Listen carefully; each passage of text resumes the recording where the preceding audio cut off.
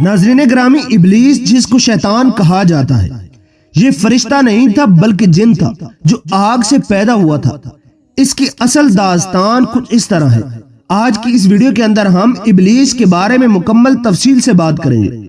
Video کو شروع سے لے کر آخر تک لازمی دیکھیں اور نئے آنے والے دوست چینل کو لازمی سبسکرائب کریں، بیل آئیکن کو ضرور پریس کریں تاکہ ہماری آنے والی ہر ویڈیو کا نوٹیفیکیشن آپ کو آسانی کے ساتھ ملتا رہے۔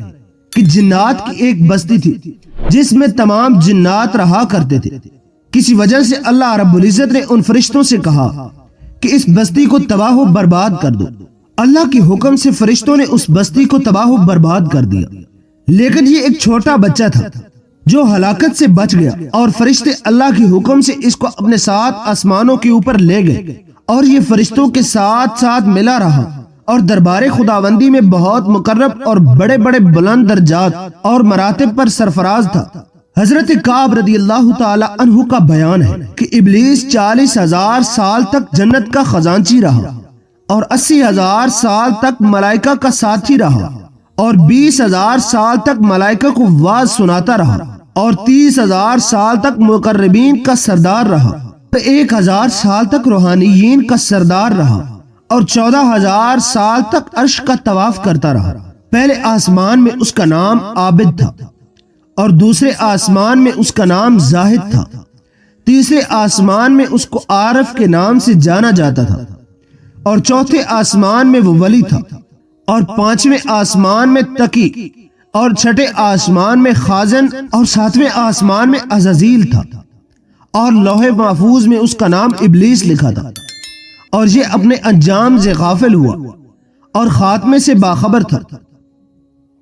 لیکن جب اللہ تعالیٰ نے حضرت آدم علیہ السلام کو سجدہ کرنے کا حکم دیا تو ابلیس نے انکار کر دیا، اور حضرت آدم علیہ السلام کی تحقیر اور اپنی بڑائی کا اظہار کرتا رہا اور تکبر کیا۔ اسی جرم کی سزا کی وجہ سے اللہ تعالیٰ نے اس کو مردود کر دیا اور دونوں جہاں میں ملعون فرما دیا، اور اس کی پیروی کرنے والوں کو جہنم میں عذاب نار کا سزاوار بنا دیا۔ چنانچہ اللہ تعالیٰ نے قرآن مجید فرقان حمید کے اندر ارشاد فرمایا، جس کا ترجمہ کچھ اس طرح ہے، فرمایا کس چیز نے تجھے روکا کہ تو نے سجدہ نہ کیا جب میں نے تجھے حکم دیا تھا؟ بولا میں اس سے بہتر ہوں، تم نے مجھے آگ سے بنایا ہے اور اسے مٹی سے بنایا ہے۔ فرمایا کہ تو یہاں سے اتر جا، تجھے نہیں پہنچتا کہ یہاں رہ کر غرور کرے، نکل تو ہے ذلت والوں میں۔ بولا اے میرے رب مجھے فرصت دے اس دن تک کہ لوگ اٹھائے جائیں گے۔ فرمایا تجھے مہلت ہے، پھر میں ضرور ان کے پاس آؤں گا، ان کے آگے اور پیچھے، ان کے دائیں اور بائیں سے۔ فرمایا یہاں سے نکل جا۔ رد کیا گیا، رانندہ ہوا، ضرور جو ان میں سے تیرے کہے پر چلا میں تم سب کو جہنم میں بھر دوں گا۔ قرآن مجید کے اس عجیب واقعے میں عبرتوں اور نصیحتوں کی بڑی بڑی درخشندہ اور تابندہ تجلیات ہیں، اس لیے اللہ تعالیٰ نے مختلف الفاظ کے ساتھ مختلف جگہ کے اوپر اس کا ذکر کیا ہے۔ اس سے ایک بہت بڑا درس ہدایت تو یہ ملتا ہے کہ کبھی ہرگز اپنی عبادتوں اور نیکیوں پر گھمنڈ اور غرور نہیں کرنا چاہیے، اور کسی گناہگار کو اپنی مغفرت سے کبھی مایوس نہیں ہونا چاہیے، کیونکہ انجام کیا ہوگا اور خاتمہ کیسا ہوگا عام بندوں کو اس کی کوئی خبر نہیں ہے، اور نجات فلاح کا دار و مدار در حقیقت خاتمہ بالخیر پر ہی ہے۔ بڑے سے بڑا عابد اگر اس کا خاتمہ بالخیر نہ ہوا تو وہ جہنمی ہوگا، اور بڑے سے بڑا گنہگار اگر اس کا خاتمہ بالخیر ہو گیا تو وہ جنتی ہوگا۔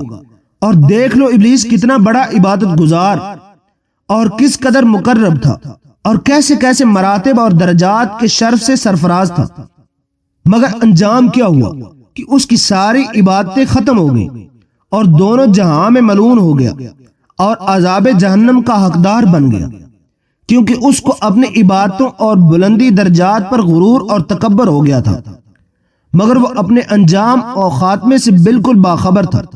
اور حدیث شریف میں آتا ہے ایک بندہ اہل جہنم کے اعمال کرتا رہتا ہے حالانکہ وہ جنتی ہوتا ہے، اور ایک بندہ اہل جنت کے عمل کرتا رہتا ہے حالانکہ وہ جہنمی ہوتا ہے۔ انما الاعمال باخواتہم، یعنی عمل کا اعتبار خاتمے پر ہے۔ اللہ تعالیٰ ہر مسلمان کو خاتمہ بالخیر کی سعادت نصیب فرمائے اور برے انجام اور برے خاتمے سے محفوظ رکھے۔ اس سے یہ بھی معلوم ہوا ہے کہ عالم ہو یا جاہل، متقی ہو یا گنہگار، ہر آدمی کو زندگی بھر شیطان کے وسوسوں سے ہوشیار اور فریبوں سے بچتے رہنا چاہیے، کیونکہ شیطان نے قسم کھا کر خدا تعالیٰ کے حضور میں اعلان کر دیا ہے کہ میں آگے پیچھے اور دائیں بائیں وسوسہ ڈالتا رہوں گا اور تیرے بندوں کو صراط مستقیم سے بہکاتا رہوں گا اور بہت سے بندوں کو خدا کا شکر گزار ہونے سے روک دوں گا۔ شیطان نے آگے پیچھے دائیں بائیں چاروں جانبوں سے انسان پر حملہ آور ہونے اور وسوسہ ڈالنے کا اعلان کیا ہے۔ اس سے معلوم ہوا کہ اوپر اور نیچے ان دو جانبوں سے شیطان انسانوں پر کبھی حملہ آور نہیں ہوگا، نہ اوپر اور نہ نیچے سے کوئی وسوسہ ڈال سکے گا۔ لہٰذا اگر کوئی انسان اپنے اوپر یا نیچے کی طرف سے کوئی روشنی یا کوئی بھی حیرت انگیز تعجب خیز چیز دیکھے تو اسے سمجھ لینا چاہیے کہ یہ شیطانی کرتب یا ابلیس کا وسوسہ نہیں ہے، بلکہ اس کو خیر سمجھ کر اس کی جانب متوجہ ہو جانا چاہیے اور خدا تعالیٰ کی طرف سے خیر اور بھلائی کی امید رکھے۔ اللہ تعالیٰ ہم سب کو عمل کرنے کی توفیق عطا فرمائے اور شیطان کے وسوسوں سے بچنے کی توفیق عطا فرمائے۔ انہی الفاظ کے ساتھ اجازت چاہتے ہیں، ملتے ہیں ایک نئے اور دلچسپ موضوع کے ساتھ، تب تک کے لیے اپنا اور اپنے پیاروں کا ڈھیر سارا خیال رکھیے گا۔ ویڈیو پسند آئے تو ویڈیو کو لائک کریں اور چینل کو سبسکرائب کریں، بیل آئیکن کو لازمی پریس کریں تاکہ ہماری آنے والی ہر ویڈیو کا نوٹیفیکیشن آپ کو آسانی کے ساتھ ملتا رہے۔ تب تک کے لیے اللہ حافظ۔